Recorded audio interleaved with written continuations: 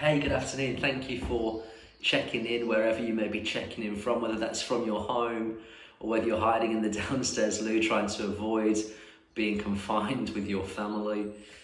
Wherever it is that you're joining us from today, we want to welcome you for just a few short moments. I'm going to share just really briefly on this idea that during this time of uncertainty, the response is yours. We wouldn't necessarily choose to have the coronavirus. We would not necessarily choose to be socially isolated away from our friends or our family members. We would not necessarily choose to have parameters and limits on what we can or what we cannot do. But what we can choose is we can choose how we decide to respond, and therefore the response is yours. One thing that I'm learning is that most humans struggle with, including myself, the idea, the need, the craving for control. Yet at this particular time that we're facing, we've almost lost control. We're not in control of how fast this virus is spreading. We're not in control of the fact that we have to socially distance ourselves from those that we care about. But what we can control is how we choose to respond.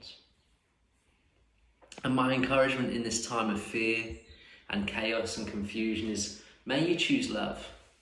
May you choose peace. May you choose joy. There are so many things that we can choose other than maybe the emotions that our brain naturally functions on in times of distress.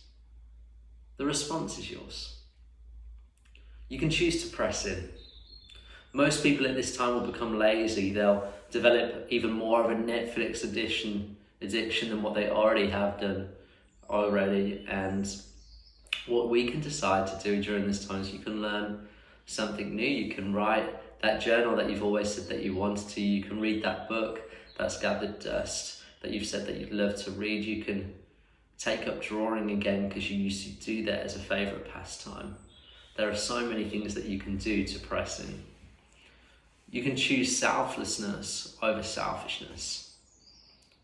There are going to be times when we're wandering around a supermarket over the next few days, few weeks, and we're going to be thinking of ourselves, which is natural. But please spare a thought for those who can't get out, or maybe for those who are less fortunate than you are. There are so many things that we can do to be selfless in this time. Maybe it's offering to bake a cake for a neighbour, putting out some cookies for the postman, ringing a friend who you haven't caught up with in a while because you know that they may be struggling with what's going on. You can make a conscientious choice to check in with those that you love rather than checking out. From my experience, when we have an opportunity to switch off for a prolonged period of time, we end up shutting off and shutting out. That's not always our intention, yet there are so many ways that we can still be connected. Some would have said up until this point that technology was a curse, and that's a different discussion. However, today you have to choose to make it your friends. We're better off when we're better connected. And as things get worse, if they do, and if parameters get even more stricter, which they probably will, then actually these tools that we have available to us have to become our friends, not our foe. And my encouragement to you as well is this, that actually spread joy when you can. Be an encouragement when you can. For the introverts, you may be loving this. For the extroverts, they're probably finding it super difficult. But let's rally together. Let's be intentional in how we are with one another. When we're shopping, may we be kind to the supermarket attendant, to the checkout operator, to the person stacking the shelves. Wherever it is we find ourselves in the midst of this chaotic time, may we not add to the chaos and the confusion, but may we bring light and life wherever we go.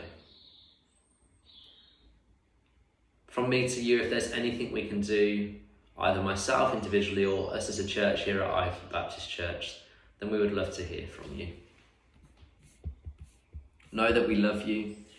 We're doing our best to care for you at this time. This is something that I never imagined that I'd be journeying in my first pastorate, let alone in the first 6 months. So please be patient with me as well. And most importantly, we're praying for you.